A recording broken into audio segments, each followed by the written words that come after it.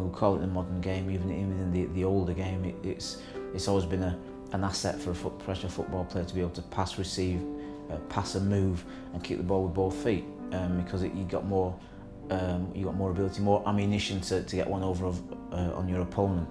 So and it hasn't changed now. Yeah, I think the game's gone quicker. They're looking for defenders to become attackers. So obviously, I think where the game's changed is where your attackers are usually gifted on the ball. I think now you're looking for defenders, particularly flank defenders, left and right backs, to be gifted on the football so that they can create something in attack as well. So I think that's where the game's changed most. I think what I would say to professional football players, amateur football players, is if you can coach, then you've got more idea of how to play football. You've got more idea of when you're on the park of what to do, and that will make you a better player. And I've got to say, education is everything. So what you're learning, if you're going to want to be a professional football player, learn the game. Don't just play it. You need to learn the game. Study players, study teams, so that when you come up against that as a player, you won't be rabbit in the headlights. You'll understand it. You'll see what other teams are trying to do, and you'll be able to combat that. So I think education is important. Always be looking to learn as well.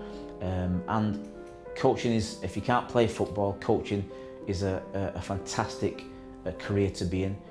As a professional football player myself, I wasn't sure that I was going to get into coaching, but once I did it, and you coach somebody during the coaching sessions, and you see them do it in a match situation when everything's going haywire, and you see them do it in a match situation, you think, wow, that's how important, that's how powerful you can be as a coach if you do that. And so it's a great career, and I think we've all got to look forward. We've all got to think that we can be the next Sir Alex Ferguson, the next Jose Mourinho, next Arsene Wenger, because it is possible. The way the Premier League's gone and the leagues have gone in this country, arguably they're the most professional environments to play in. And I think I'd imagine any British player would want to play in this country because of the money situation. In the Premier League, it's just gone astronomical, and because of the professional way the leagues are run, I'd imagine that. Now we'll look at, we work for an organisation called Kick It Out, and you look at the situation in other countries. We're looking at the Euros now and where they're going into Ukraine and Poland, and that's a massive issue regarding discrimination and racism. So if you look at that, maybe the perception of players over in this country is that what's it going to be like there? Culture is going to be changed, and I do think again, in this country we're a little bit closeted in the way we think about different cultures. Is that, maybe we should be embracing more of other cultures, and that may be an issue. And whatever someone's perception is their reality, and we've got to look at that. And maybe that's why players haven't, a lot of players haven't gone over. There has been some, and they've had a wonderful career, but maybe the majority haven't. By the time I was 23, I'd go anywhere to play football. Towards the end of my career, I'd go anywhere to play football. Just you let me know where it is, and I would go. And I think that's, if you want to play football, you got to be willing to go anywhere, because that's the love of the game. And of course with that will come the rewards, but as long as it gives you a nice living and you're enjoying your football, that's what it's about. I was fortunate in that when I was at Man City, I didn't need to move home, but what I did have to do, and this is, it's probably silly for me saying this these days because people are more independent, but in those days I felt it because I'd never done anything like this, and I used to get the bus from Rochdale to Manchester, and then so it's Rochdale to Manchester, Manchester to where the training ground was, and that was quite a biggish thing, and that'd take me probably an hour and a half to get there, and so it gave me that kind of independence as a 16, 17-year-old.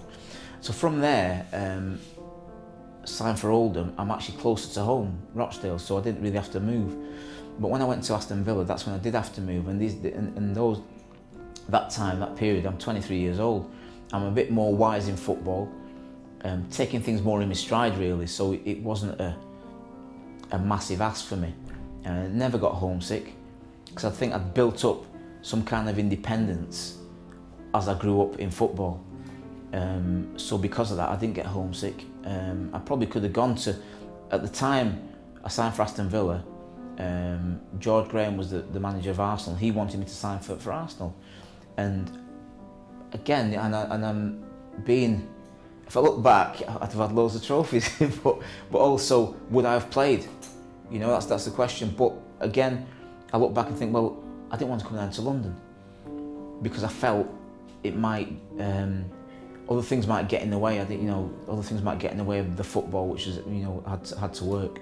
So I decided to sign for a Midlands club, and of course it was closer to home.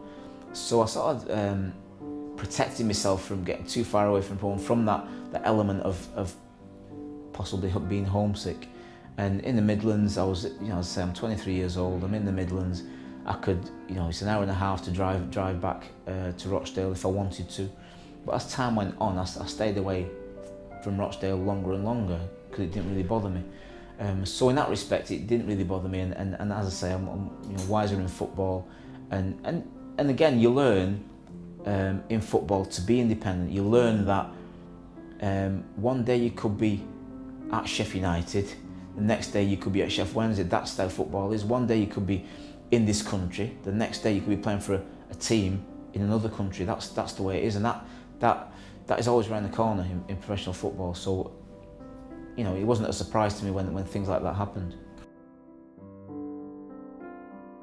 They're very light. I've got to say they're very light. Now, right away, I'm looking, and they are really thin as well.